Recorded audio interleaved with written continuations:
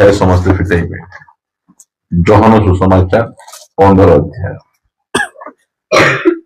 आम समस्त फिटेबा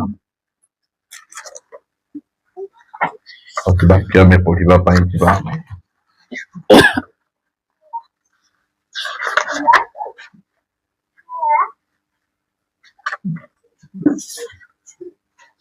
विपिन बिहारी नायक को के जानी विपिन बिहारी नायक ढेंकानाल प्रभुंकर दास से घरे प्रार्थना करुले 4-5 जन मिसिकिना से ही समय आरएसएस लोक माने घर को आसिले कबाट ठक ठक ठक ठक कले आ कबाट ठक ठक कला परे से कहले जे मु एबे प्रार्थना करूची आउ टिके परे आसीबी से माने रागी किना घर भीतर को आसी आगु जबरदस्ती घर बाहर को छिकी नहीं निर्धुम मारी 40 जन खंडे मिसिकिना आगु निर्धुम मारले मारला परे आगु झिकी झिकी झिकी मंदिर को नेले कहले जय श्री राम को ये कहले नहीं तापरे जबरदस्ती आगु गोबर खुएले ता पछे कौन कले चपल माल पिंधे किना आगु पूरा रास्ता सारा बुलाउछ इदा अवस्था प्रभुंकर दास मानकु एई प्रकार भावरे एई समय रे व्यवहार करा जाउछि आपण देखिबे सोशल मीडिया रे ए न्यूज तो चारिआडे स्प्रेड प्रभुंकर दास माने जो दास माने मदुआ लोक परिवर्तन करुचंदी जुआरी लोक परिवर्तन करुचंदी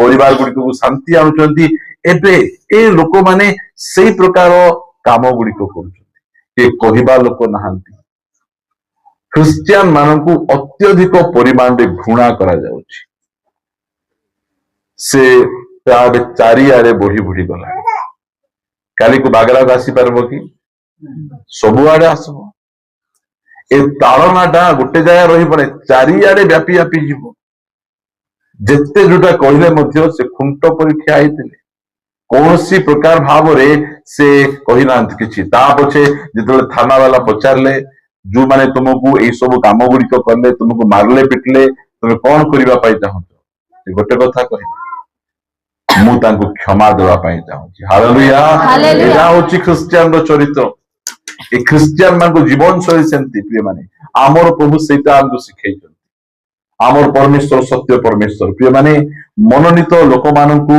घृणार शिकार करबा को पड़िबो पढिबा गोटे पद जोहन लिखित सुसमाचार 15 अध्याय एहार 16 पद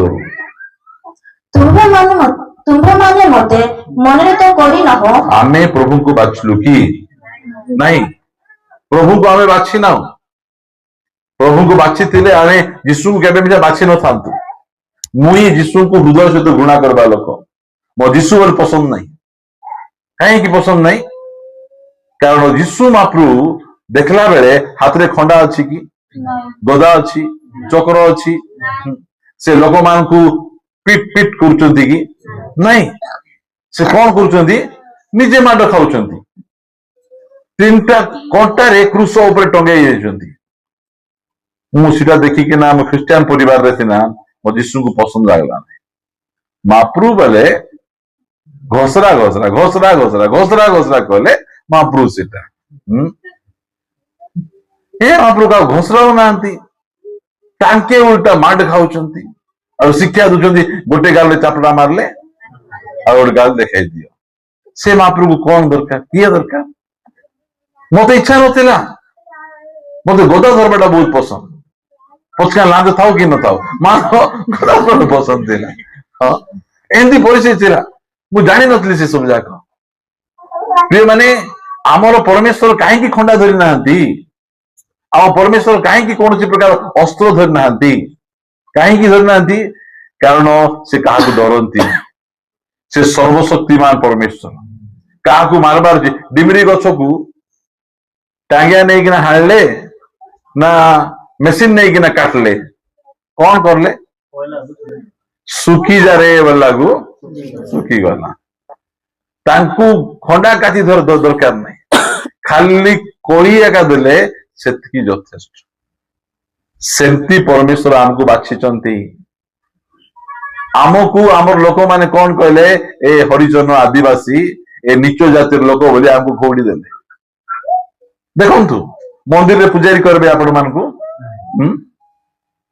करबे नहीं ଆପଣ ଯେତେ ଭଲ ହେଲେ ମିଶା ଯିବେ ନାହିଁ, ଏ ତୁ ଯା ନା ମନ୍ଦିରକୁ, ଆମ ନଡିଆ ନେଇ ଖାଇବେ, ଆମ କଦଳୀ ନେଇ ଖାଇବେ, ଆମ ଗାମଛା ଦେଲେ ପିନ୍ଧିବେ, ଆମ କୁକୁଡ଼ା ମାଉସ ଦେଲେ ଖାଇବେ, ମାତ୍ର ଆମକୁ ପୋଷେଇବେ ନାହିଁ ଭିତରେ। ହଁ, କି ଭୟଙ୍କର। ଜଣେ ଧବା ଲୋକ ଜଣେ ଘରକୁ ଗଲା, ଏ ତୁ ଆମ ଘରକୁ ଆନା ବୋଲି କହିଲେ। ସେ ବାପଡାର ଧବା ଲୁଗା କାଚି ଦେଲେ, ସେ ଲୁଗା ଆଇରନ୍ କରିଦେଲେ ପିନ୍ଧୁଛନ୍ତି, ଆଉ ସେ ଘରକୁ ଆନା ବୋଲୁଛନ୍ତି। ଏ ମଝିରେ ଆମ ଘର ଛାତ ପକେଇଲୁ, ସମସ୍ତଙ୍କ ପାଇଁ ବଢିଆରେ ଚିକେନ ମଟନ ରୋଷେଇ କରିଛୁ। ସେମାନେ କଣ କଲେ, ତୁମେ କୋଉ ଜାତିର ଲୋକ? ଆମେ ସ୍ୱର୍ଗ ଜାତିର ଲୋକ। ଆମେ କୋଉ ଜାତିର ଲୋକ? ନାଇଁ ଆମେ ବଡ ଜାତି, ତୁମର ହାତଟା ଖାଇବୁ ନାହିଁ। ଦେଖ, ନ ଖାଅ,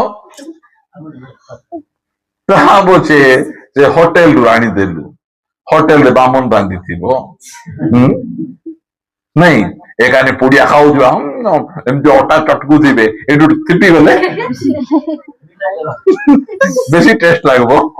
ହଁ, ଆମେ ଗଛ ଲଗେଇବୁ, ଆମେ ଧାନ ଲଗେଇବୁ, ଆମେ ଗଛ ଲଗେଇବୁ, ସେଟା ନେଇ ଖାଇବେ ସିନା, ଆମକୁ ପସନ୍ଦ ନାହିଁ। ଆମେ ଚାଷ କରିବାଟା ଖାଇପାରିବେ ହେଲା, ଆମେ ଯୋଉ ଲୁଗା ଆମେ ତିଆରି କରିବୁ ସେଟା ପିନ୍ଧି ପାରିବେ, ମାତ୍ର ଆମକୁ ପସନ୍ଦ କରିବେ।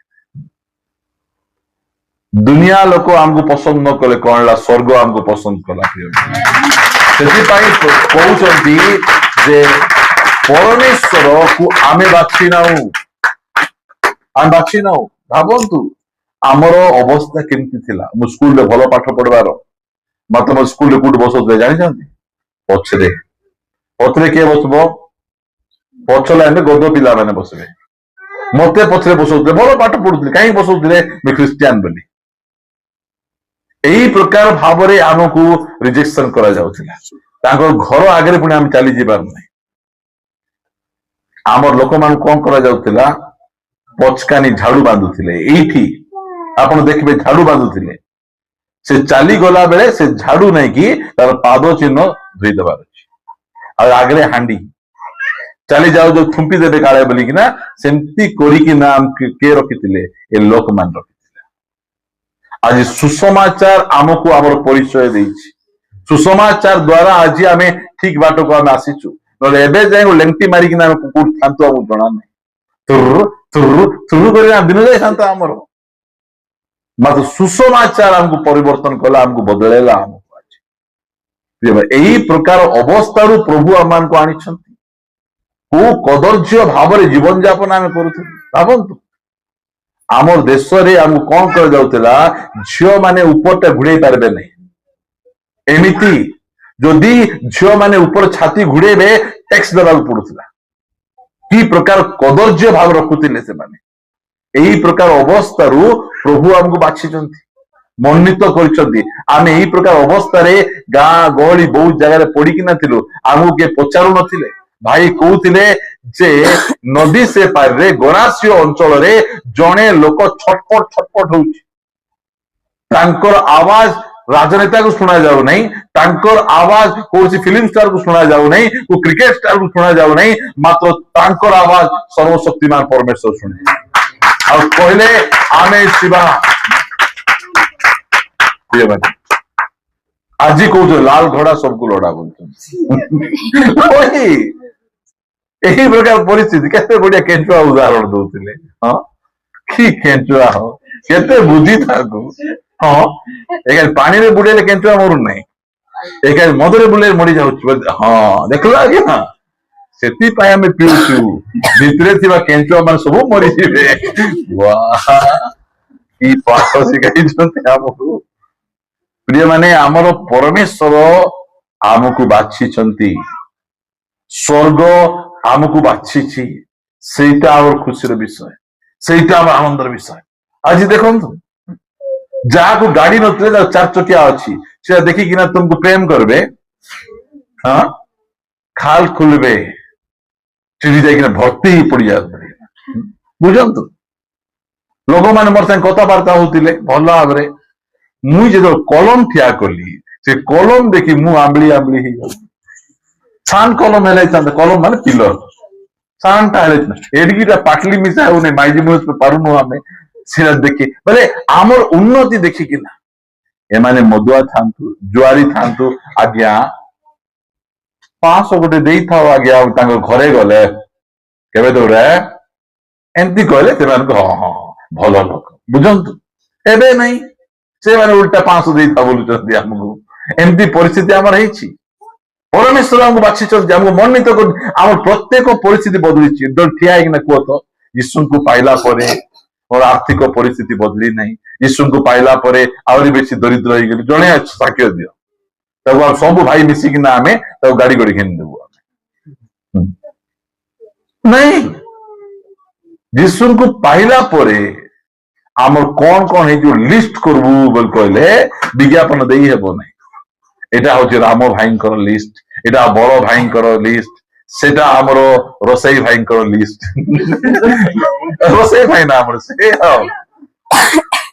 ହଁ ଭାଗୀରଥୀ ଭାଇ ମାନେ ଭାଗୀରଥୀ ନାହିଁ କି ଭାଇ ରୋଷେଇ ଭାଇ ଏମିତି ଭାଇ ମାନେ ଆମର ଅଛନ୍ତି লিস্ট ତାଙ୍କର ଅଛି ଆମର ଭୟଙ୍କର লিস্ট ଗୁଡିକ ଅଛି ପରମେଶ୍ୱର ଆମକୁ ମନୋନୀତ କରିଛନ୍ତି ସେଥିପାଇଁ ଲୋକମାନେ ରାଗୁଛନ୍ତି ଲେଖାଗଲା ତୁମ୍ଭେ ମାନେ ମତେ ମନୋନୀତ କରିନାଅ କାହିଁ କରିନୁ ଆମେ ପାରବୁ ନାହିଁ ଆମେ ତ ଛୋଟି ଦେବତା ଆମରଟା ବୋଲୁଥିଲୁ ଗୋଲାପ ମାର୍ଜି ପଳେଇଲା ସେ ଭାବନ୍ତୁ କି ଅସୁବିଧା ମୁଁ ତ ସେ ଯେତେବେଳେ ଫୁଲବାଣୀରୁ ଫେରିଲି ଫୁଲବାଣୀରୁ ଫେରିଲା ପରେ ସେଇଠି ଚା ପିଉଛି ଚା ପିଇଲା ପରେ ଗୀତ ଗୋଟେ ବାଜିଛି ରେ କପଟିଆ ଦଗା ଦିଆ ବୋଲି ପ୍ରଭୁ କେମିତି ତାପରେ କୁହା ଯାଉଛି ଏରେ କପଟିଆ ତୋର ଗୋଡ ଧରିବି ବୋଲି ଆଇଲି ରେ ଗୋଡ ଖାଇକି ଝିକିଦେଲୁ ରେ ବୋଲୁଛି କି ଗାଳି ସେମାନେ ଭାବନ୍ତୁ କି ଅବସ୍ଥା ଗୁଡିକ ଆମର ମୁଁ ଭାବୁଛି କେମିତି ଏଇଟା ଆମେ ଗୀତ ଗାଏ ପ୍ରଭୁ ସର୍ବଶକ୍ତିମାନ ତୁ ହେ ପ୍ରେମିକ ତୁ ହେ ଦୟାବାନ ତୁ ଏ ବୋଲା ବେଳେ ରେ ଦଗା କଣ ଏଇଟା ତାଙ୍କୁ କିଏ ଗାଳି କରୁନ ତୁମେ କେମିତି ମାପରକୁ ଧରା ଦିଆ ବୁଲୁଛ କିଏ ଧରା ଦେବ ତୁମକୁ ଦଗା ଦିଅ ବୋଲୁଛ ଏରେ କପଟିଆ ଏଇଟା ଆମର ପରିସ୍ଥିତି ପ୍ରିୟ ମାନେ ସେମାନେ ଜାଣିନାହାନ୍ତି ମାତ୍ର ଆମର ପରମେଶ୍ୱର କେମିତି ପରମେଶ୍ୱର ସେ ଆମକୁ ବାଛିଲେ ବୋଲେ ନା ଧରି ଧରି ବାଛିଲେ କେନ୍ଦାରରେ ବାଛିଲେ ମୁସାପୁଟରେ ବାଛିଲେ ସବୁ ଜାଗାରେ ଗୋଟେ ଗୋଟେ କରିକି ସେ ବାଛିଛନ୍ତି ସେଥିପାଇଁ ସେ ବାଛିଲେ ପରା ଆମକୁ ତୁମେ ମାନେ ମତେ ବାଛି ନାଅ କିନ୍ତୁ ମୁଁ ତୁମମାନଙ୍କୁ ମନୋନୀତ କରିଅଛି କିଏ ବାଛିଲେ ଆମକୁ କିଏ ବାଛିଲେ ପରମେଶ୍ୱର ବାଛିଲେ କଣ ପାଇଁ ବାଛିଲେ ଚାକର ହେବାକୁ ବାଛିଲେ କି କଣ ପାଇଁ ତାଙ୍କର ପୁଅ ଝିଅ ହେବା ପାଇଁ ବାଛିଲେ ଲୋକମାନେ ତାଙ୍କୁ ଚାକର କରି ରଖୁଥିଲେ ପରମେଶ୍ୱର କହିଲେ ତୁ ଚାକର ହେବୁ ନାହିଁ କାହାର ତୁ ମୋର ପୁଅ ଝିଅ ହେବୁ ତାଙ୍କର ପୁଅ ଝିଅ ହେବା ପାଇଁ ବାଛିଲେ ଏଇଟା ଆମର ଡେରିଂ ଏଇ ଖୁସି ଏଇ ଆନନ୍ଦ ଆମର ଅଛି ସ୍ୱର୍ଗ ଆମକୁ ବାଛିଛି ମନୋନୀତ କରିଛି କଣ ପାଇଁ ଚାକର ପାଇଁ ନାହିଁ ତାଙ୍କର ପୁଅ ଝିଅ ଆଜି ଆମେ ତାଙ୍କର ପୁଅ ଝିଅ କି ଆଶ୍ଚର୍ଯ୍ୟ ମୁଁ କାଲି ପରଦିନ ପ୍ରଭୁଙ୍କ ଦାସଙ୍କର ଜନ୍ମଦିନ ଥିଲା ଯାଇଥିଲି ଆଉ ଗଲି ବସିଲୁ ଆମେ କଥାବାର୍ତ୍ତା ହେଲୁ ଆଉ ତାଙ୍କୁ କହିଲି ଆଜ୍ଞା ଶୁକ୍ରବାର ଦିନ କାହିଁକି ଜନ୍ମ ହେଲ ଆଜ୍ଞା ଖାଇ ମିଶା ପାରୁନୁ ଆମେ ଏମିତି ମୁଁ କହିଲି ତାଙ୍କୁ ତା ଅଛି ମୁଁ ଯେତେବେଳେ ଭାଇଙ୍କ ଘରେ ଯାଇ ବସିଛି ଜଣେ ଭାଇଙ୍କ ଘରେ ସେତେବେଳେ ଜଣେ ଫୋନ କଲେ ମୋ ସ୍ତ୍ରୀକୁ ଭୂତ ଲାଗିଯାଇଛି ସେ ଅଛନ୍ତି ପାଖାପାଖି ବହୁତ ଦୂରରେ ମତେ କହିଲେ ମୋ ସ୍ତ୍ରୀକୁ ଭୂତ ଲାଗିଯାଇଛି ମୁଁ କହିଲି ଭିଡିଓ କଲ୍ କର ଭିଡିଓ କଲ୍ ସେ କରୁଛନ୍ତି ମୁଁ ଇଆଡେ ପ୍ରାର୍ଥନା କରୁଛି ଇଆଡେ ପ୍ରାର୍ଥନା କରୁ କରୁ ସିଆଡେ ଭୂତ ପଳେଇଲା ହାଲେଲୁୟା ଏଇଟା କାର ଏଇଟା ବୋଲେ ସେ ଆମକୁ ମନୋନୀତ କରି ଆମକୁ ଅଧିକାର ଦେଇଛନ୍ତି ତା ପଛେ ସେ ସକାଳୁ ଉଠିକିନା ନମସ୍କାର ପ୍ରେଜ୍ ଦ ଲର୍ଡ ସେ କଥାବାର୍ତ୍ତା ହଉଛନ୍ତି ଭାବନ୍ତୁ ଚାକର ଆମକୁ କରୁନାହାନ୍ତି ପାୱାର ଦେଖନ୍ତୁ ଏଇଟା ଆମର ପାୱାର ନୁହେଁ ଏଇଟା ପ୍ରଭୁଙ୍କର ଶକ୍ତି ଆମକୁ ଦେଇଛନ୍ତି ଏହି ପ୍ରକାର ଭାବରେ ସେ ତାଙ୍କ ଲୋକମାନଙ୍କୁ ଯତ୍ନ ଏଇଟା ଆମେ କରୁଛୁ ପ୍ରିୟମାନେ ଆମେ ସେଇ ଗୁଣିଆ ପରି ଆମେ ଲୋକମାନଙ୍କୁ କାଳିଆ କୁକୁଡା ଧବଲା କୁକୁଡା ମାଗୁନୁ ଆମେ ସବୁ ଯାକ ଫ୍ରିରେ ଭୂତ ଛଡେଇ ଦଉଛୁ ସେଥିପାଇଁ ପରମେଶ୍ୱର ଆମକୁ ଚାକର ହେବା ପାଇଁ ବାଛି ନାହାନ୍ତି ଆମକୁ ତାଙ୍କର ପୁତ୍ର କନ୍ୟା ହେବାକୁ ବାଛିଛନ୍ତି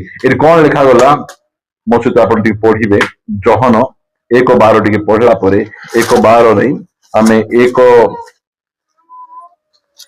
ସେ ଆପଣା ରାଜ୍ୟକୁ ଆସିଲେ ହଁ ତଥାପି ତାହାଙ୍କର ନିଜ ଲୋକମାନେ ତାହାଙ୍କୁ ଗ୍ରହଣ କଲେ ନାହିଁ। ଗ୍ରହଣ କଲେ ନାହିଁ, ରିଜେକ୍ଟ କରିଦେଲେ, ତାଙ୍କୁ ରିଜେକ୍ଟ କରିଦେଲେ, ତାଙ୍କର ନିଜର ଲୋକମାନେ ତାଙ୍କୁ ରିଜେକ୍ଟ କରିଦେଲେ। ତା ପଛେ ମାତ୍ର ଯେତେ ଲୋକ ତାହାଙ୍କୁ ଗ୍ରହଣ କଲେ ଯେତେ ଲୋକ ତାହାଙ୍କୁ ଗ୍ରହଣ କଲେ, ସେ ଲିଷ୍ଟରେ ଆମେ ବି ଅଛୁ। ଆମେ ଅର୍ଥାତ୍ ଯେଉଁମାନେ ତାହାଙ୍କ ନାମରେ ବିଶ୍ୱାସ କଲେ ଆମେ ତାଙ୍କ ନାମରେ ବିଶ୍ୱାସ କରୁଛୁ। ସେ ସମସ୍ତଙ୍କୁ ସେ ଈଶ୍ୱରଙ୍କ ସନ୍ତାନ ହେବା ନିମନ୍ତେ ଅଧିକାର ଦେଲେ। କେମିତି ଭାବନ୍ତୁ, ଆମକୁ ଲୋକମାନେ ତାଙ୍କର ଘରେ ପଶଉନଥିବା ବେଳେ ପରମେଶ୍ୱର କଣ କହିଲେ? ତାଙ୍କର ପୁଅ ଝିଅ ହେବା ପାଇଁ ଅଧିକାର ଦେଇଛନ୍ତି। ଆଜି ଆମେ ତାଙ୍କର ପୁଅ ଝିଅ ଅଟୁ, ସ୍ୱର୍ଗର ପରମେଶ୍ୱରଙ୍କର ପୁଅ ଝିଅ ଆମେ ଅଟୁ। ଆସନ୍ତୁ ପୁଣି ଥରେ ସେଇ 16 ଅଧ୍ୟାୟକୁ ଯିବା। ଆମେ 15 ଅଧ୍ୟାୟକୁ ଯିବା। ପଢନ୍ତୁ। ଆଉ ତୁମ୍ଭମାନେ ଯେପରି ଯାଇ ଫଳ ଉତ୍ପନ୍ନ କର ଓ ତୁମ୍ଭମାନଙ୍କର ଫଳ ସ୍ଥାୟୀ ହୁଏ, ଏଥି ନିମନ୍ତେ ତୁମ୍ଭମାନଙ୍କୁ ନିଯୁକ୍ତ କରିଅଛି। ସେଥିରେ ତୁମ୍ଭମାନେ ମୋ ନାମରେ ପିତାଙ୍କୁ ଯାହା କିଛି ମାଗିବ, ସେ ତାହା ତୁମ୍ଭମାନଙ୍କୁ ଦେବେ। କୋଉଟା ପଢୁଛ? 15-16 ହେଲା, ଦେବେ। ତା ପଛେ ତୁମ୍ଭମାନେ ଯେପରି ପରସ୍ପରକୁ ପ୍ରେମ କର, ଏଥି ନିମନ୍ତେ ମୁଁ ତୁମ୍ଭମାନଙ୍କୁ ଏହି ସମସ୍ତ ଆଜ୍ଞା ଦେଉଅଛି। 18 ପଦ ଟିକେ ପଢିବେ। ହେଲା, ଯଦି ଜଗତ ତୁମ୍ଭମାନଙ୍କୁ ଘୃଣା କରେ, ଜଗତ କଣ କରିବ? ବିପିନ ବିହାରୀଙ୍କୁ ଏବେ କଣ କଲେ? ଘୃଣା କଲେ। ସେ କଣ କାମ କରୁଥିଲେ? ଆଜି ଲୋକମାନେ ଦେଶର ପଇସା ଖାଇଲେ, ତାଙ୍କୁ କିଏ କିଛି ଘୃଣା କରୁନାହାନ୍ତି। ଆଜି ମା ଭଉଣୀ ମାନଙ୍କୁ ବଳାତ୍କାର କରୁଛନ୍ତି, ସେମାନେ ନେତା ହେଇକିନା ଅଛନ୍ତି। ଆଜି ଏତେ ଖରାପ ଖରାପ, ଯିଏ ଗଞ୍ଜେଇ ବିକୁଛି, ଯିଏ ମଦ ବିକୁଛି, ଡ୍ରଗ୍ସ ବିକୁଛି, ଦେଶକୁ ବିକି ଖାଉଛି, ତାକୁ କିଛି କରୁନାହାନ୍ତି। ମାତ୍ର ଯୋଉ ପ୍ରଭୁଙ୍କ ଦାସ ମାନେ ଲୋକମାନଙ୍କୁ ଭଲ ବାଟରେ ନଉଛନ୍ତି, ତାଙ୍କୁ କଣ କରାଯାଉଛି? ଘୃଣା। ଆଗରେ ମଦ ପିଇଲା ବେଳେ ଲୋକ ଘୃଣା କରୁଥିଲେ କି ନାଇଁ? ମୋର ଭାଇ, ମୋର ମାମୁଁ, ନିଜର ବାବୁ। ଏବେ ଭାଗୀରଥୀ ଭାଇ ଆଗରେ ତୁମକୁ ବେଶୀ ପ୍ରେମ କରୁଥିଲେ କି ଏବେ ବେଶୀ ପ୍ରେମ କରୁଛନ୍ତି? ଆଗରେ ବେଶୀ ଭୟଙ୍କର। ଆଗରେ ଭଲ ଥିଲ କି ଏବେ ଭଲ ଅଛ? ଭଲ ଲୋକକୁ ପ୍ରେମ କରିବି, ଖରାପ ଲୋକକୁ ପ୍ରେମ କରିବେ। ମାତ୍ର ଦେଖ, ଏମାନେ ଯଦି ଜଗତ ତୁମକୁ ଘୃଣା କରୁଛି, ଜଗତ ଆମକୁ କଣ କରୁଛି? ଘୃଣା କରୁଛି। ଆଗରେ ଘୃଣା କରୁନଥିଲା। କାହିଁକି ଘୃଣା କରୁନଥିଲା? ଲେଖା ଯାଇଛି, ପଢନ୍ତୁ। ତେବେ ତୁମମାନଙ୍କୁ ଘୃଣା କରିବା ପୂର୍ବେ ତାହା ଯେ ମତେ ଘୃଣା କରିଅଛି, ଏହା ଜାଣ। ଯୀଶୁଙ୍କୁ କିଏ ଘୃଣା କଲେ? ତାଙ୍କ ନିଜର ଲୋକମାନେ। ସେଇଟା ସେ କହୁଛନ୍ତି। ଆମକୁ ଘୃଣା କରିବା ପୂର୍ବରୁ କାହାକୁ ଘୃଣା କରିଥିଲେ? ଯୀଶୁ ଖ୍ରୀଷ୍ଟଙ୍କୁ ଘୃଣା କରିଥିଲେ। ହେଲେ ଆମକୁ ଘୃଣା କଲେ ବେଶୀ ଛାନିଆ ହେବା ଦରକାର ନାହିଁ। ମତେ ଘୃଣା କରୁଛନ୍ତି, କାହିଁକି ଘୃଣା କରୁଛନ୍ତି? ଲେଖା ଯାଉଛି, ଯଦି ତୁମେମାନେ ଜଗତରେ ଉତ୍ପନ୍ନ ହୋଇଥାନ୍ତ, ଯଦି ତୁମମାନେ ଜଗତରୁ ଉତ୍ପନ୍ନ ହେଇଥାନ୍ତ, ତେବେ ଜଗତ ତୁମମାନଙ୍କୁ ଆପଣାର ଲୋକ ଜାଣି ସ୍ନେହ କରନ୍ତା।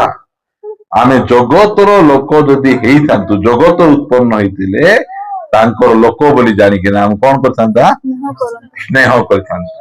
ମୋର ନିଜର ଲୋକ, ମୋର ଭାଇ, ମୋର ବନ୍ଧୁ, ମୋର କୁଟୁମ୍ବ ବୋଲି କହିଥାନ୍ତା। ମାତ୍ର ପ୍ରଭୁ କଣ କହୁଛନ୍ତି? କିନ୍ତୁ ତୁମେମାନେ ଜଗତରୁ ଉତ୍ପନ୍ନ ହୋଇନାହ, ବରଂ ମୁଁ ତୁମମାନଙ୍କୁ ଜଗତ ମଧ୍ୟରୁ ମନୋନୀତ କରିଅଛି। ଏଥି ନିମନ୍ତେ ଜଗତ ତୁମମାନଙ୍କୁ ଘୃଣା କରେ। ପ୍ରଭୁ ଆମକୁ ଜଗତରୁ କଣ କରିଦେଲେ? ମନୋନୀତ କଲେ। ଏହି ହିତୋପଦେଶରୁ ଗୋଟେ ପଦ ପଢିବା ଆମେ। ହିତୋପଦେଶ 30 ଅଧ୍ୟାୟକୁ ଆସିବେ ଆପଣ ମାନେ। 30 ଅଧ୍ୟାୟ 19 ପଦ।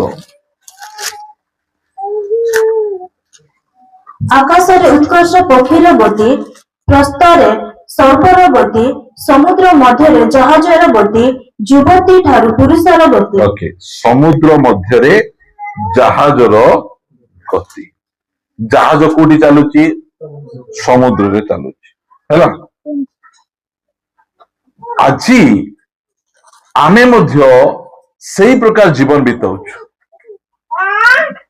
ସମୁଦ୍ରରେ ଜାହାଜ ଚାଲୁଛି ମାତ୍ର ସମୁଦ୍ରର ପାଣି ଜାହାଜ ଭିତରେ ଆସୁଛି କି ନାଇଁ। ଆମେ ମଧ୍ୟ ସେଇ ପ୍ରକାର ଜୀବନ ବିତାଉଛୁ। ଆମେ ଜଗତରେ ଅଛୁ ମାତ୍ର ଜଗତର ଷ୍ଟାଇଲ ଜଗତର ଶୈଳୀ ଆମ ଭିତରେ ନଥିବାରୁ ଲୋକମାନେ ଘୃଣା କରୁଛନ୍ତି। ସମୁଦ୍ରରେ ଜାହାଜ ଯେମିତି ଯାଉଛି ଆମେ ମଧ୍ୟ ଏ ଜଗତରେ ସେମିତି ଆମେ ଯାଉଛୁ। ସମୁଦ୍ରରେ ଆମେ ଅଛୁ ମାତ୍ର ସମୁଦ୍ରର ପାଣି ଆମର ଭିତରେ ନାହିଁ। ସେଥିପାଇଁ ଲୋକ ଆମକୁ ପସନ୍ଦ କରୁନାହାନ୍ତି, ଲୋକ ଆମକୁ ଘୃଣା କରୁଛନ୍ତି।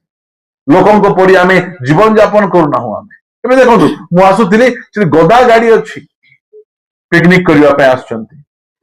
ତାଙ୍କୁ ଜଗତ ବହୁତ ପ୍ରେମ କରିବ, ମାତ୍ର ଆମେ ସେଠୁ ଅଲଗା। ଆମେ କହିଲୁ ପିକନିକ ଆମ ପାଇଁ ବଡ ବିଷୟ ନାହିଁ, ଆମର ପାଇଁ ଆମର ପ୍ରଭୁ ବଡ ବିଷୟ। ସେଥିପାଇଁ ଆମେ ମଧ୍ୟ ପିକନିକ ଆମେ ଯାଇପାରିବୁ। ଆମେ ସମୁଦ୍ରରେ ଅଛୁ ମାତ୍ର ସମୁଦ୍ର ଆମ ଭିତରେ ନାହିଁ। ଆମେ ସମୁଦ୍ର ଉପରେ ଚାଲବା ଲୋକମାନେ, ଆମେ ଜଗତ ଉପରେ ଚାଲବା ଲୋକ। ଜଗତର ଷ୍ଟାଇଲ ଆମ ଭିତରେ ଆସିବ ନାହିଁ। ସେଥିପାଇଁ ଲୋକ ଦେଖିକିନା ଘୃଣା କରୁଛନ୍ତି। ବୁଝନ୍ତୁ, ଆମର ପାଟି ସଫା ସେଥିପାଇଁ ଘୃଣା, ଆମମାନଙ୍କ ଡ୍ରେସ ସଫା ସେଥିପାଇଁ ଘୃଣା। କାହିଁକି? ଆମକୁ ଦେଖିଲେ ତାଙ୍କୁ ତାଙ୍କର ପାପ ମନେ ପଡୁଛି। ମୁଁ ଏତେ ବଡ ଲୋକ ହେଇକିନା ତାର ପରି ପବିତ୍ର ରହିପାରୁନାହିଁ, ତାର ପରି କଥାବାର୍ତ୍ତା ହେଇପାରୁନାହିଁ। ଆମର କଥାବାର୍ତ୍ତା ଦେଖିଲେ ତାଙ୍କୁ କଷ୍ଟ ଲାଗୁଛି। ପ୍ରିୟମାନେ, ଜଗତ ଆମକୁ ଘୃଣା କରୁଛି। ଏଇ ପ୍ରକାର ମୁଁ କାହିଁକି ସବୁ କହୁଛି, ସେଇ ଯୋଉ ତାଳନାଟା ବଢି ବଢି ବଢି ବଢି ଆସିବ। ଏଇଠି ମଧ୍ୟ ଆସିବ। ଯେମିତିକି ବିପିନ ବିହାରୀ ତାଳନାକୁ ହାରିଗଲେ ନାହିଁ। ତ ପଚରା ଗଲା ଯେ କଣ ପାଇଁ ଯୋଉମାନେ ତୁମକୁ ତାଳନା କଲେ ତୁମେ କଣ କରିବା ପାଇଁ ଚାହୁଁଛ? ଆମେ ହେଲେ କଣ ଗଡ ପୂଜି ଦିଅ ଆଜ୍ଞା, ଆଖି କଣା କରିଦିଅ। ଭାବନ୍ତୁ, ଏଇ ଯୋଉ ଗ୍ରାମ ଷ୍ଟେନସ୍ କୁ ହତ୍ୟା କରିଦେଲେ, ଗ୍ରାମ ଷ୍ଟେନସ୍ ଆଉ ତାଙ୍କର ଦୁଇଟା ସାନ ସାନ ପୁଅ। ଗ୍ରାମ ଷ୍ଟେନସ୍ ସହିତ ଦୁଇଟା ସାନ ସାନ ପୁଅ କୁ ସେମାନେ ନିଆଁରେ ଜାଳିକିନା ହତ୍ୟା କରିଦେଲେ। ତାଙ୍କର ସ୍ତ୍ରୀ କୁ କୁହାଗଲା ଏମାନଙ୍କ ପ୍ରତି ତୁମେ କଣ କରିବ? ସେ କହିଲେ ମୋର ପ୍ରଭୁ କ୍ରୁଶ ଉପରେ ସବୁକୁ କ୍ଷମା ଦେଲେ, ମୁଁ ମଧ୍ୟ ଏମାନଙ୍କୁ କ୍ଷମା ଦଉଛି। ଏଇ କଥା ଚାରିଆଡେ ଫେଲିଗଲା। ଏମିତି କଥା ଯେ କିଏ କହିନାହାନ୍ତି। ଦେଖନ୍ତୁ, ଓଡିଶାର ଲୋକମାନେ ଓଡିଶାର ରୋଗୀ ମାନଙ୍କ ପ୍ରତି ତାଙ୍କ ହୃଦୟରେ ଦୟା ନଥିଲା। ଦୟା କାର ଥିଲା? ଗ୍ରାମ ଷ୍ଟେନସ୍। ଅଷ୍ଟ୍ରେଲିଆ କାହିଁ, ଓଡିଶା କାହିଁ, ମୟୂରଭଞ୍ଜର ବାରିପଦା ପରି ଜାଗାରେ ଯାହାକୁ କୁଷ୍ଠ ରୋଗ, କି ରୋଗ ବୋଲି କହିବେ, ବଡ ରୋଗ, ସେ ରୋଗକୁ କେହି ମଧ୍ୟ ଛୁଇଁବାକୁ ଚାହିଁବେ ନାହିଁ। ତାଙ୍କ ନିଜର ଘର ଲୋକ ତାଙ୍କୁ ବାହାର କରିଦେଲେ। ବାହାରେ କିଏ କଣ ଫିଙ୍ଗି ଦେଲେ, କାଢିକିନା ଖାଇ ବଞ୍ଚୁଥିଲେ। ସେମାନେ ଦେଖିଲେ ଆରେ ଏମାନେ ତ ପରମେଶ୍ୱରଙ୍କ ଲୋକ, ପ୍ରଭୁ ତାଙ୍କ ନିଜ ସଦୃଶ୍ୟରେ ତିଆରି କରିଛନ୍ତି, ଆଙ୍କୁ ଏତେ ଅନ୍ୟାୟ କରାଯାଉଛି। ତା ପଛେ ସେ କଣ କଲେ, ଆସିକିନା ଆଙ୍କର ଘା ଗୁଡିକକୁ ବାନ୍ଧିବାକୁ ଷ୍ଟାର୍ଟ କଲେ। ସେମାନେ କହିଲେ ତୁମେ କିଏ? ଆମ ନିଜର ଲୋକ ନାହୁଁ, ଆମ ନିଜର ଲୋକମାନେ ଆମକୁ ମରବାକୁ ଛାଡିଦେଲେ, ତୁମେ କାହିଁକି ଆମକୁ ବାନ୍ଧୁଛ? ସେ କହିଲେ ଏ ପ୍ରେମ ପ୍ରଭୁ ଆମକୁ ଦେଇଛନ୍ତି। ହାଲେଲୁୟା। ପ୍ରଭୁ ଆମକୁ ଏ ପ୍ରେମ ଶିଖାଇଛନ୍ତି। ତାହା ପଛେ କୋଉ ପ୍ରଭୁ ସେଟା? ନାଇଁ, ସେଟା ଯୀଶୁ ପ୍ରଭୁ। ହେଲେ ସେ ପ୍ରଭୁଙ୍କ ସେବା ଆମେ ମଧ୍ୟ କରିବାକୁ ଷ୍ଟାର୍ଟ କଲୁ। ପ୍ରିୟମାନେ, ସେମାନେ ସେ ସେବା କରିବାକୁ ଆରମ୍ଭ କଲେ। ଦେଖନ୍ତୁ, ଯୋଉମାନଙ୍କୁ ଅନ୍ୟମାନେ ଘୃଣା କରୁଥିଲେ, ଗ୍ରାମ ଷ୍ଟେନସ୍ ତାଙ୍କୁ କଣ କଲେ, ଯତ୍ନ ନେଲେ। ଗ୍ରାମ ଷ୍ଟେନସ୍ କୁ କଣ କରିବା କଥା? ଡାକି ଆଣି ଫୁଲମାଳ ଦେବା କଥା।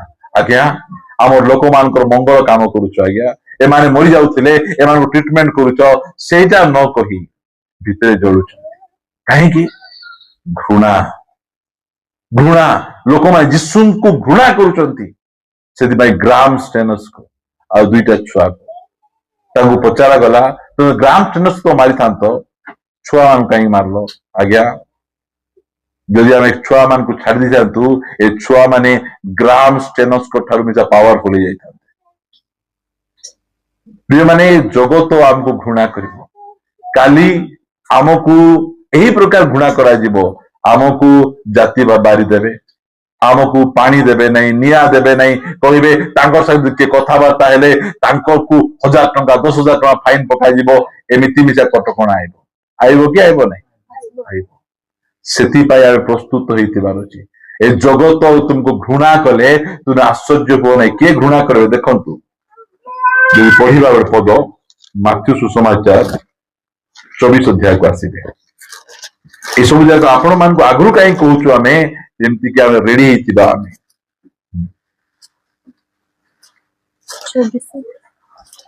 ଲେଖାଯାଉଛି, ପଢନ୍ତୁ ମୋ ସହିତ ଆପଣ ମାନେ 9 ପଦ, 24 ର 9। ସେହି ସମୟରେ ଲୋକେ ତୁମ୍ଭମାନଙ୍କୁ କ୍ଲେଶ ଭୋଗ କରିବା ନିମନ୍ତେ ସମର୍ପଣ କରିବେ। କେମିତି କ୍ଲେଶ ଭୋଗ କରିବା ପାଇଁ ଲୋକମାନେ କଣ କରିବେ? ସମର୍ପଣ କରିଦେବେ। ଏଠି ଅଛନ୍ତି, ସେଠି ଅଛନ୍ତି, ଏବେ ସମର୍ପଣ କରିଦେବେ। ତା ପଛେ ଓ ତୁମ୍ଭମାନଙ୍କୁ ବୋଧ କରିବେ, ଆଉ ମୋହର ନାମ ସକାଶେ ତୁମ୍ଭେମାନେ ସମସ୍ତ ଜାତିଙ୍କ ଦ୍ୱାରା ଘୃଣିତ ହେବ। କିଏ କିଏ ଘୃଣା କରିବେ? ଘୃଣା କରିବେ। କାହାର ପାଇଁ? ଯୀଶୁଙ୍କ ପାଇଁ। ପ୍ରସ୍ତୁତ ଅଛୁ କି ଆମେ? ଘୃଣା କରିବେ। ନିଜର ବାପା ମା, ନିଜ ସ୍ତ୍ରୀ, ଭାଇ ଭଉଣୀ ଘୃଣା କରିବେ। ଏମିତି ଗୋଟେ ସମୟ ଆସିଲା, ଗୋଟେ ପ୍ରଭୁଙ୍କ ଦାସ ପ୍ରଭୁଙ୍କୁ ପାଇଲା ପରେ ତାଙ୍କ ନିଜ ସ୍ତ୍ରୀ ଖାଇବାଟାରେ ବିଷ ମିଶାଇ ଦେଲେ। ଘୃଣା। ଆମମାନଙ୍କ ସାଧୁ ସୁନ୍ଦର ସିଂଙ୍କୁ ତାଙ୍କର ନିଜର ଘର ଲୋକ ତାଙ୍କୁ ଘୃଣା କଲେ, ଆଉ ତାଙ୍କ ଖାଇବାଟାରେ ବିଷ ମିଶେଇକା ଦେଲେ। ଏମିତି ସମୟରେ ମଧ୍ୟ ଆମକୁ ଠିଆ ହେବାର ଅଛି। ସବୁ ବାକ୍ୟ ଗୁଡିକ ଜାଣିବାର ଅଛି। ଯୀଶୁଙ୍କ ପାଖରେ ଆଇଲେ ଏଇଟା ମିଳିବ, ସେଇଟା ମିଳିବ, ତା ସହିତ ଘୃଣା ମଧ୍ୟ ମିଳିବ, ତାଳନା ମଧ୍ୟ ମିଳିବ। ଆମର ଏଠି ଏତେ ତାଳନା ହେଉନାହିଁ କାହିଁକି? କଣ ପାଇଁ ହେଉନାହିଁ? ଏବେ ଯାଏ ଆମେ ସେ ଲେଭେଲକୁ ଯାଇନାହୁଁ। ଆମର ବିଶ୍ୱାସ ସେ ଲେଭେଲରେ ଏବେ ଯାଏ ପହଞ୍ଚି ନାହିଁ। ସେଥିପାଇଁ ତାଳନା ଗୁଡିକ ହେଇନାହିଁ। ତାଳନା ହେବ। ସବୁ ଖ୍ରୀଷ୍ଟିଆନଙ୍କ ପ୍ରତି ତାଳନା ହେବ। ସମସ୍ତ ଜାତୀୟ ଲୋକ ଆମକୁ ଘୃଣା କରିବେ। ସେଥିପାଇଁ ଆମମାନେ ସଚେତ ରହିବା, ଜାଗ୍ରତ ରହିବା। ଲେଖାଯାଉଛି, ଗୋଟେ ପଦ ପଢିବା ଆମେ। ମୋ ସହିତ ଆପଣ ପଢିବେ ପ୍ରେରିତ ପୁସ୍ତକ 14 ଅଧ୍ୟାୟ 22 ପଦରୁ ପଢିବେ। ପୁଣି ସେ ସ୍ଥାନ ମାନଙ୍କରେ ଶିଶୁମାନଙ୍କ ମନକୁ ସୁସ୍ଥିର କଲେ ଓ ବିଶ୍ୱାସରେ ଅଟଳ ରହିବା ପାଇଁ ସେମାନଙ୍କୁ ଉତ୍ସାହ ପ୍ରଦାନ କରି କହିଲେ, ଅନେକ କ୍ଲେଶ ମଧ୍ୟ ଦେଇ ଆମ୍ଭମାନଙ୍କୁ ଈଶ୍ୱରଙ୍କ ରାଜ୍ୟରେ ପ୍ରବେଶ କରିବାକୁ ହେବ। କେମିତି ଯିବାକୁ ପଡିବ?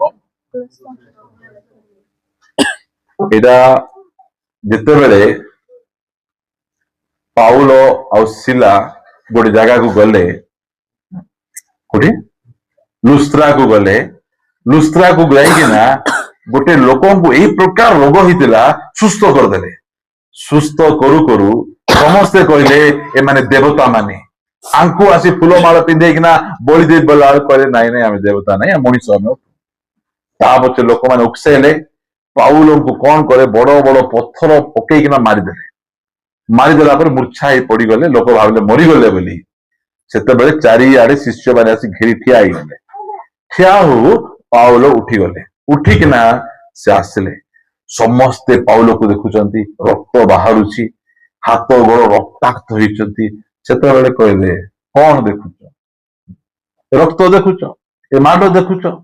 ଏଇଟା କିଛି ନାହିଁ ବାବୁ ମାନେ, ଆହୁରି ଅନେକ କ୍ଲେଶ ମଧ୍ୟ ଦେଇ ଆମକୁ ଈଶ୍ୱରଙ୍କ ରାଜ୍ୟରେ ପ୍ରବେଶ କରିବାକୁ। କିଛି ନାହିଁ ଏସବୁ ଯାକ। ଭାବନ୍ତୁ ଆମ ପାଇଁ କେତେ ଦୁଃଖର ବିଷୟ। ଆମ ଓଡିଶା ମାଟିରେ ଯୀଶୁଙ୍କ ପାଇଁ ମରିବା ପାଇଁ ଅଷ୍ଟ୍ରେଲିଆରୁ ଜଣେ ଆସୁଛନ୍ତି। ଆମେ ମାନେ ଏତେ ଅଯୋଗ୍ୟ ଯେ ଆମେ ଯୀଶୁଙ୍କ ପାଇଁ ଏଠି ଆମେ କିଛି କରିପାରୁନାହୁଁ। ମାନେ ଆମକୁ ମଧ୍ୟ ଅନେକ କ୍ଲେଶ ଆସିବ ଯୀଶୁଙ୍କ ସକାଶୁ। କହିବେ ଏବେ ତ କ୍ଲେଶ କଣ? ତୁମେ ଖ୍ରୀଷ୍ଟିଆନ ହେଇଗଲ, ତୁମକୁ କୋଟା ନାହିଁ, ଜାତି ସାର୍ଟିଫିକେଟ ନାହିଁ। ଆଉ ଖ୍ରୀଷ୍ଟିଆନ ସିନା ଆଉ ଜାତି ଆର ଚେଞ୍ଜ କଲୁ କି ଆମେ? ସେଇ ଜାତିରେ ଆମେ ଅଛୁ, କାହିଁକି ତୁମେ ଦେଉନ? ତୁମେ ଏଟାକୁ ଘୃଣା। ଲୋକମାନେ ଯୀଶୁଙ୍କ ପାଖକୁ ନ ଯାଆନ୍ତୁ, ଏଥିପାଇଁ ଘୃଣା। ଏଇ ସବୁ ଯାକ କରାଯାଉଛି। ସେଥିପାଇଁ ଆମେ ଜାଣିଥିବାର ଅଛି, ଆମେ ଯୋଉ ରାସ୍ତା ଦେଇକି ଚାଲୁଛୁ, ଏଇଟା କି ରାସ୍ତା କହିବେ? ଏଇଟା ଦୁର୍ଗମ ପଥ। ଦୁର୍ଗମ ପଥ, କଷ୍ଟକର ରାସ୍ତା। ମାତ୍ର ଯୀଶୁଖ୍ରୀଷ୍ଟ କଣ କହିଲେ? 16:33 ଜୋହନ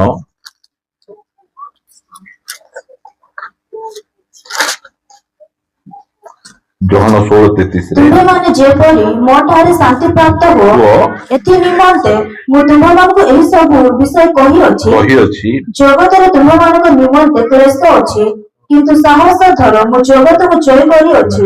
ଜଗତରେ କଣ ଅଛି? କ୍ଲେଶ ଅଛି।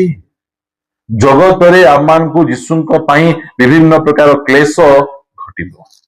ଜାଗା ଜାଗାରେ ଆମକୁ ଯୀଶୁଙ୍କ ପାଇଁ କ୍ଲେଶ ଘଟିବ। ଭାବନ୍ତୁ, ଆଜି ଘର ଭଡା ମାଗିଲେ ଦଉନାହାନ୍ତି। ଫାଷ୍ଟ ପଚାରୁଛନ୍ତି ତୁମେ ହିନ୍ଦୁ ନା ଖ୍ରୀଷ୍ଟିଆନ? ଖ୍ରୀଷ୍ଟିଆନ ଲୋକ ଘର ବେଶୀ ଗନ୍ଧିଆ କରିବେ କି? ଭଡା ଦେବେ ନାହିଁ। କଣ ପାଇଁ ଦଉନାହାନ୍ତି? ଯୀଶୁଙ୍କର ନାମ ଲାଗିଛି।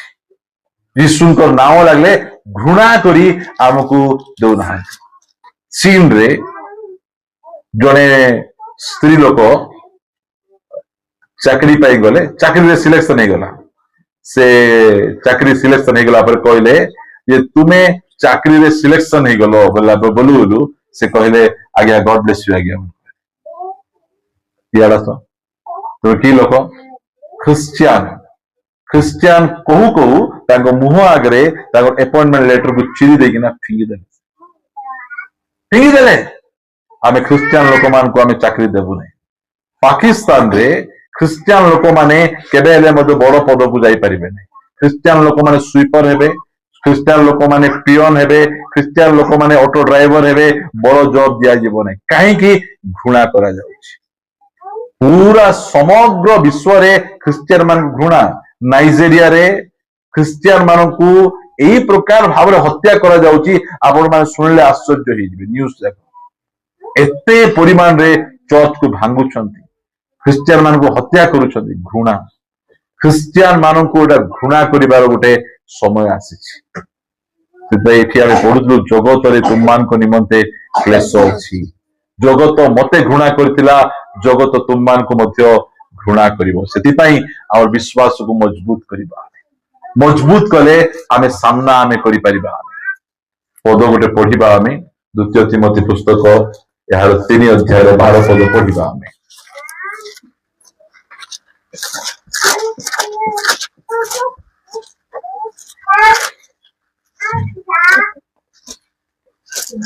ତିନ ର 12। ପ୍ରକୃତରେ ଯେଉଁମାନେ ଖ୍ରୀଷ୍ଟ ଯୀଶୁଙ୍କ ସହଭାଗିତାରେ ଧର୍ମ ଜୀବନ ଯାପନ କରିବାକୁ ଇଚ୍ଛା କରନ୍ତି, ସେମାନେ ତାଳନା ଭୋଗ କରିବେ। କୋଉ ଖ୍ରୀଷ୍ଟିଆନ? ମନୋନୀତ ଖ୍ରୀଷ୍ଟିଆନ, ଯାହାକୁ ପ୍ରଭୁ ବାଛିଛନ୍ତି ସେ ଖ୍ରୀଷ୍ଟିଆନ ତାଳନା ଭୋଗ କରିବେ। ମଦୁଆ ଖ୍ରୀଷ୍ଟିଆନ, ଜୁଆରୀ ଖ୍ରୀଷ୍ଟିଆନ, ମିଛ କହୁ ଖ୍ରୀଷ୍ଟିଆନ, ବିଭିନ୍ନ ପ୍ରକାର ଫିଲ୍ମ ହଲ ଯିବା ଖ୍ରୀଷ୍ଟିଆନ, ଏମାନଙ୍କୁ କିଛି ତାଳନା ନାହିଁ। ଯୋଉମାନେ କହିବେ ଯୀଶୁ ଆକା ପରମେଶ୍ୱର, ଯୀଶୁ ଆକା ସ୍ୱର୍ଗ ଦେଇପାରିବେ, ଯୀଶୁ ଆକା ପାପ କ୍ଷମା କରିପାରିବେ, ସେ ଆକା ସୃଷ୍ଟିକର୍ତ୍ତା, ଯୋଉମାନେ ଏଇ ନିୟମ ଧରି ଚାଲୁଛନ୍ତି ସେମାନଙ୍କୁ କଣ କରାଯିବ? ତାଳନା ଭୋଗ। ଭୟଙ୍କର ଭାବରେ ସେମାନଙ୍କ ଜୀବନରେ ତାଳନା ଆସିବ। ସେଥିପାଇଁ ଆମେ ପ୍ରସ୍ତୁତ ଥିବାର ଅଛି। ଏଇ ଯୋଉ 18ଟା ଗାଁ ଅଛି, ତାଳନା ଆରମ୍ଭ ହେଲେ କାହାକୁ ବେଶୀ ତାଳନା ହେବ? ଆମେ ପ୍ରକୃତରେ ତାଙ୍କର ପଛରେ ଚାଲୁଛୁ। ତାଳନା ଘଟିବାଟା ଘଟିବ। ତୁମେ ଖ୍ରୀଷ୍ଟିଆନ ବୋଲି ଚାକିରିରୁ କାଟି ଦେଇ ପାରନ୍ତି, ତୁମେ ଖ୍ରୀଷ୍ଟିଆନ ବୋଲି ଲାଇସେନ୍ସ କ୍ୟାନ୍ସଲ କରିଦେଇ ପାରନ୍ତି, ତୁମେ ଖ୍ରୀଷ୍ଟିଆନ ବୋଲି କରେଣ୍ଟ କାଟି ଦେଇ ପାରନ୍ତି। ଏମିତି ସମୟରେ ଆମକୁ ବିଶ୍ୱାସ ଦରକାର। ପ୍ରଥମ ଶତାବ୍ଦୀରେ ଗୋଟେ ସ୍ୱାମୀକୁ ଧରିକିନା ଜେଲ ଭିତରେ ରଖିଦେଲେ, ଖ୍ରୀଷ୍ଟିଆନ ବୋଲିକିନା ଜେଲ ଭିତରେ ରଖିଦେଲେ। ଜେଲ ଭିତରେ ରଖିଦେଲା ବେଳେ ତାଙ୍କ ସ୍ତ୍ରୀ ଗୋଟେ ଚିଠି ନେଇକିନା ଦେଲେ। ସେ ଚିଠିକୁ ସେ କାଢିଲେ ଆଉ ପଢିଲେ, ଦେଖ ମୋ ଆମେ ବାହାରେ ଅଛୁ, ତୁମେ ଭିତରେ ଅଛ, ଆମକୁ କଷ୍ଟ ହେବ, ଆମକୁ ମାରାପିଟା କରିବେ ବୋଲି ତୁମେ ଯୀଶୁଙ୍କୁ ଅସ୍ୱୀକାର କରିବ ନାହିଁ। ଆମେ ୟାର ମରିଗଲେ ମରିଯିବୁ ସିନା, ତୁମେ ଯୀଶୁଙ୍କୁ ସବୁବେଳେ ପ୍ରଭୁ ବୋଲି ସ୍ୱୀକାର କର। ସେ ବ୍ୟକ୍ତି ସେ ଚିଠିକୁ ଧରିଲା ଆଉ ଚୁମଲା। ଯାହା ହଉ, ଏମିତି ସାହସିକା ସ୍ତ୍ରୀ ଆମକୁ ଦେଇଛନ୍ତି। ଏଇ ପ୍ରକାର ପରିସ୍ଥିତି ଗୁଡିକ ହେବ। ସେଥିପାଇଁ ଆମେ ସାହସର ସହିତ ଆମେ ଆଗକୁ ବଢିବାର ଅଛି। ଆମେ ଦେଖୁଛୁ ଆଗରେ ଏଇଟା ନଥିଲା, ସୋସିଆଲ ମିଡିଆରେ ଏସବୁ କରାଯାଉଛି। ଆପଣ ଯାଇକି ମାରିବେ ବିପିନ ବିହାରୀ ନାୟକ ବୋଲିକିନା ଢେଙ୍କାନାଳର, ତାଙ୍କର ବେକରେ ଚପଲ ପିନ୍ଧା ଯାଉଛି, ଜବରଦସ୍ତି ଗୋବର ଖୁଆଯାଉଛି, ଡ୍ରେସ ଚିରା ଯାଉଛି, କାହାକୁ ଲଣ୍ଡା କରି ବୁଲା ଯାଉଛି। କଣ ଏଟା ଚାଲିଛି? କଣ ପାଇଁ? ଏମାନେ ଚୋରି କଲେ, कार हत्या कले को झील को खराब कले नहीं यीशु को एम प्रभु भाव ग्रहण करटा एम रही पढ़ी प्रार्थना करवा एवरी पुस्तक को आसवे एवरी पुस्तक 10 अध्याय एटा आम सौभाग्य ताड़ना धन्य जो माने यीशु नाम सकाशु निंदा ताड़ना पाइबे से माने धन्य पढ़ा को जीवा आम 32 पदरु 10 ରୁ 32 ରୁ କିନ୍ତୁ ଆଲୋକ ପ୍ରାପ୍ତ ହେଲା ଉତ୍ତାରେ ଆଲୋକ ପ୍ରାପ୍ତ ହେଲା ପରେ ମାନେ ଯୀଶୁ ଖ୍ରୀଷ୍ଟଙ୍କ ନିକଟକୁ ଆଇଲା ପରେ ପରିତ୍ରାଣ ପାଇଲା ପରେ ଆଲୋକ ପ୍ରାପ୍ତ ହେଉ ହେଉ ପରିତ୍ରାଣ ପ୍ରାପ୍ତ ହେଉ ହେଉ କଣ ହେଲା ଯେତେବେଳେ ତୁମେମାନେ ନାନା ଦୁଃଖ ଭୋଗ ରୂପ କଠୋର ସଂଗ୍ରାମ ସହିତ କରିଥିଲ ସେହି ପୂର୍ବ ସମୟକୁ ସ୍ମରଣରେ ଆଣ ଯୀଶୁଙ୍କ ପାଖକୁ ଆସୁ ଆସୁ ପ୍ରଭୁଙ୍କ ପାଖକୁ ଆସୁ ଆସୁ କି ଆମକୁ ଫୁଲମାଳ ପିନ୍ଧାଇଲେ ନାହିଁ आम जड़े भाई सेठी काम करुछंती गेस्ट हाउस रे 1 नंबर मधुआ मु जेबे मिसा जीबी से फुल टामा हिगना करथिले से दुई गोरे वर्षे तले मु तांको पाखु गला परे से म धीरे आसी कहउछ आमे मिसा तुमर लोक हेई गलु बोलछंती ह जाइतलु कि नै आमे जयपुर से भेटी देले ह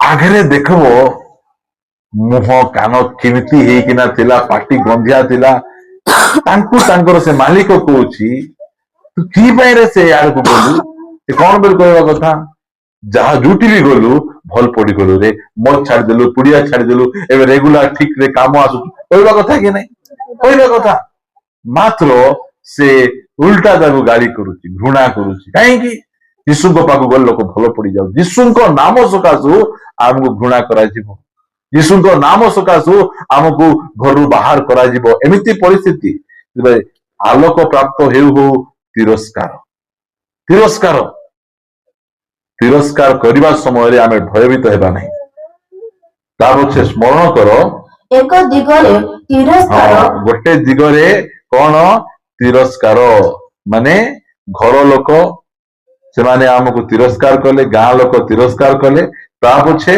क्लेश द्वारा कौतुकास्पद होइथिलो अन्य दिगरे सही प्रकार व्यवहार पाउथिबा लोकमानकर सहभागी होइथिलो की प्रकार ता पछे कारण तुम्भे माने बंधु मानक सहित दुख भोग करिथिलो आ तुम्भे मानक निजर जे अधिकार उत्तम और नित्यस्थायी संपत्ति अछि ଏହା ଜାଣି ଆନନ୍ଦରେ ତୁମମାନଙ୍କ ସମ୍ପତ୍ତିର ଲୁଣ୍ଠନ ସହ କରିଥିଲ କେମିତି ଲେଖା ଯାଉଛି ଅଧିକ ଉତ୍ତମ ଓ ନିତ୍ୟସ୍ଥାୟୀ ସମ୍ପତ୍ତି ଅଛି ଏହା ଜାଣି କେମିତି ଆନନ୍ଦରେ ତୁମ୍ଭମାନଙ୍କର ସମ୍ପତ୍ତିର ଲୁଣ୍ଠନ ସହ କରିଥିଲ ଘରେ ଆସି ମୁଁ ଯେତେବେଳେ ଫୁଲବାଣୀ ଯାଇଥିଲି ସେମାନଙ୍କ ସାକ୍ଷ୍ୟ ଗୁଡ଼ିକ ଆଜ୍ଞା ଆମର ଘରେ माचारे चाउल बस्ता गदा थिला ताड़ना बोलिकिना आमे पळेलु जंगल को एमाने चाउल बस्ता नहीं गले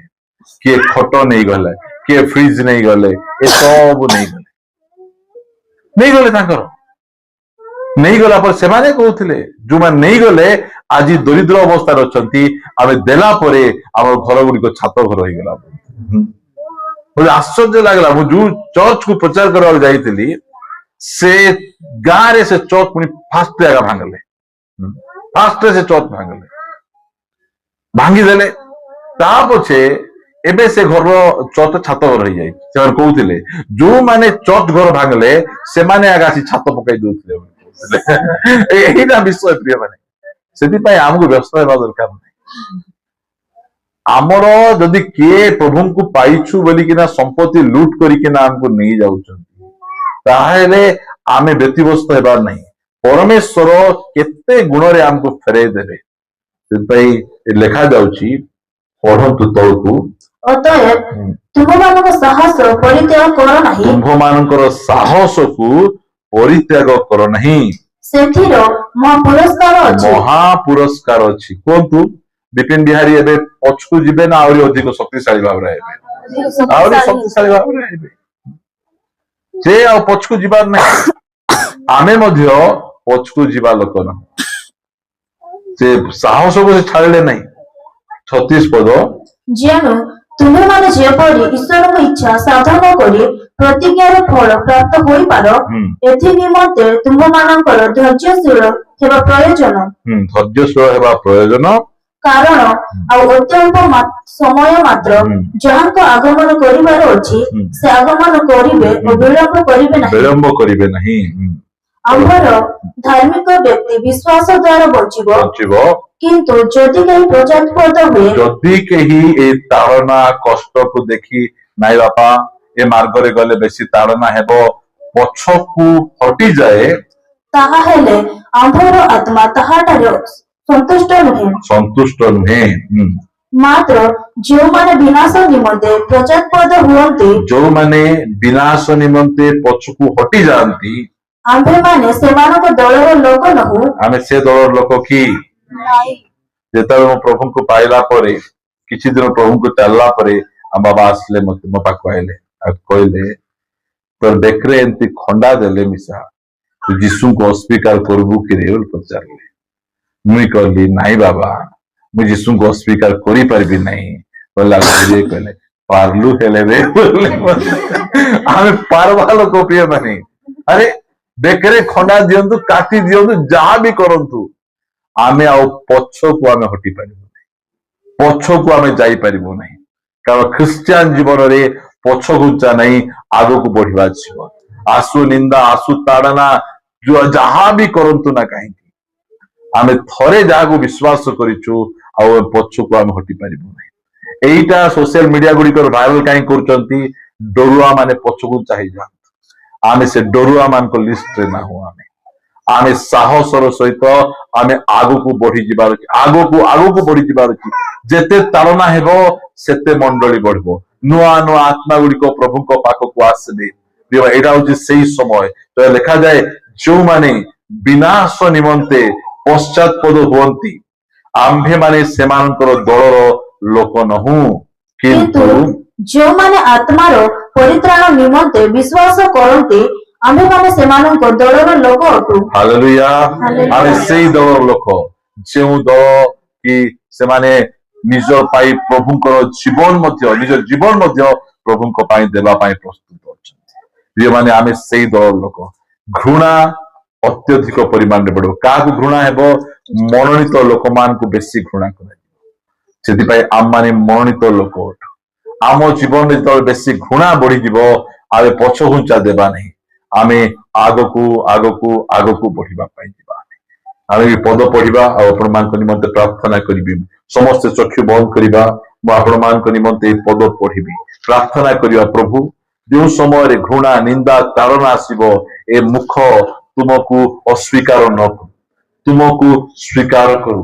ଲେଖାଯାଏ ଲୋକେ ଯେବେ ତୁମ୍ଭମାନଙ୍କୁ ମୋ ସକାଶେ ନିନ୍ଦା ଓ ତାଡ଼ନା କରନ୍ତି, ପୁଣି ମିଥ୍ୟାରେ, ସତ୍ୟରେ ନାହିଁ ମିଥ୍ୟାରେ ତୁମ୍ଭମାନଙ୍କ ବିରୁଦ୍ଧରେ ସମସ୍ତ ପ୍ରକାର ମନ୍ଦ କଥା କହନ୍ତି, ତେବେ ତୁମ୍ଭେମାନେ ଧନ୍ୟ। ଆନନ୍ଦ କର, ଉଲ୍ଲସିତ ହୁଅ, କାରଣ ସ୍ୱର୍ଗରେ ତୁମ୍ଭମାନଙ୍କ ପୁରସ୍କାର ପ୍ରଚୁର। ସେହିପରି ତ ସେମାନେ ଆମ୍ଭମାନଙ୍କ ପୂର୍ବବର୍ତ୍ତୀ ଭାବବାଦୀ ମାନଙ୍କୁ ତାଡ଼ନା କରିଥିଲେ। ପ୍ରିୟମାନେ, ଯିଶାୟ ଭବିଷ୍ୟତ ବକ୍ତାଙ୍କୁ କରତରେ କାଟି 2 ଖଣ୍ଡ କରିଥିଲେ, ହେଲେ ମଧ୍ୟ ସେ ପ୍ରଭୁଙ୍କୁ ଅସ୍ୱୀକାର କରିନଥିଲେ। ସେ ଯୀଶୁ ହିଁ ପରମେଶ୍ୱର, ଏହା ସେ ସ୍ୱୀକାର କରିଥିଲେ। ପ୍ରିୟମାନେ, ନିଥନିଏଲକୁ ପିତରଙ୍କୁ କ୍ରୁଶରେ ଉଲ୍ଟା ଟଙ୍ଗା ଯାଇଥିଲା।